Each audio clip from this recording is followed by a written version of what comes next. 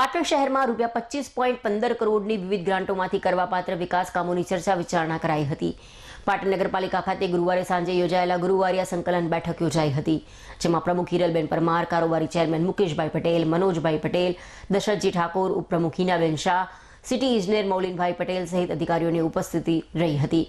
સાપ્તાહિક સંકલન ગુરુવારિયા બેઠકની માહિતી આપતા પાટણ નગરપાલિકાના પ્રમુખ હિરલબેન પરમાર અને કારોબારી ચેરમેન મુકેશભાઈ પટેલે જણાવ્યું હતું કે આજની આ બેઠકમાં સ્વર્ણિમ જયંતિ, મુખ્યમંત્રી શહેરી વિકાસ યોજના, વ્યવસાય વેરાની ગ્રાન્ટ, ભારે વરસાદના કારણે નુકસાન પામેલા રસ્તાઓના રીસર્ફેસિંગની કામગીરીની ગ્રાન્ટ, 15મા નાણાં પંચની વગેરે કુલ રૂપિયા 25,15,43,000ની ગ્રાન્ટમાંથી શહેરના આઉટગ્રોથ વિસ્તારમાં પાણીની પાઇપલાઇન, સ્ટ્રીટ લાઇટો, રોડ રસ્તાના રિપેરિંગ, નવીનીકરણ, પેવર રોડ, ખાડા પૂરવા સહિતના કામોનો સમાવેશ કરાયો છે।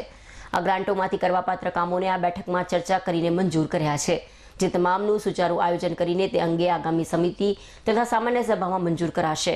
આ અંગે વધુ જાણકારી આપતા પ્રમુખે જણાવ્યું કે શહેરના માતરવાડી, રામનગર, હાંસાપુર, માખણિયા, બકતપુરા જેવા આઉટગ્રોથ વિસ્તારોમાં વિવિધ કામો માટેની સ્વર્ણિમ જયંતિ મુખ્યમંત્રી શહેરી વિકાસ યોજના ઓજી વિસ્તારની વર્ષ 2023-24ની ગ્રાન્ટમાંથી રૂપિયા 1 કરોડમાં પીવાના પાણીની પાઇપલાઇનો નાખવાનું આયોજન છે।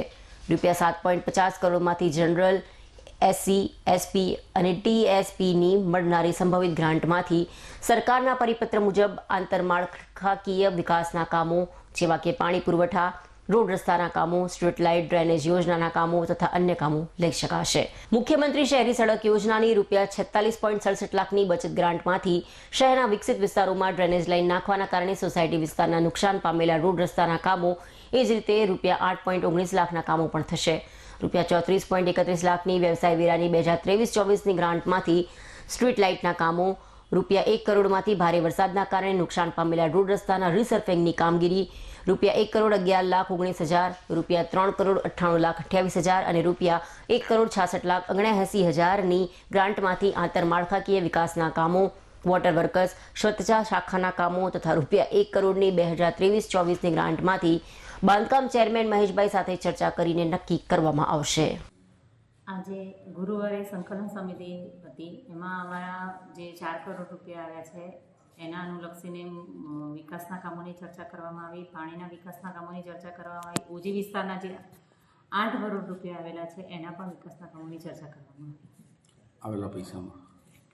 આવેલા પૈસામાં પ્રાથમિકતા પાણીની લાઈનોને અને જ્યાં વરસાદી પાણીની લાઈનો ન હોય તેવા વિસ્તારોને પ્રાથમિકતા આવેલા છે। એમાંથી 2 કરોડ રૂપિયા આજે જૂની બિલ્ડિંગોમાં જે બેસે છે એ જર્જરિત થઈ જેલ હોય એ પણ નવીનીકરણ માટેની ચર્ચા કરવામાં આવી।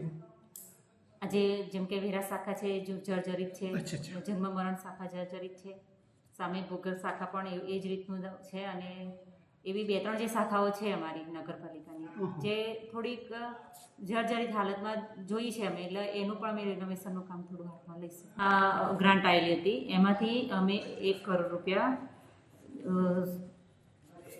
સ્ટ્રીટ લાઇટમાં ઓજી વિસ્તારના કામો લીધેલા। પછી એની અંદર જે પાણીની લાઈનો, સ્ટ્રીટ લાઇટો, ટૂંકમાં બીજા જે 7 કરોડ રૂપિયા છે એનું અમે રોડ રસ્તામાં વાપરીશું।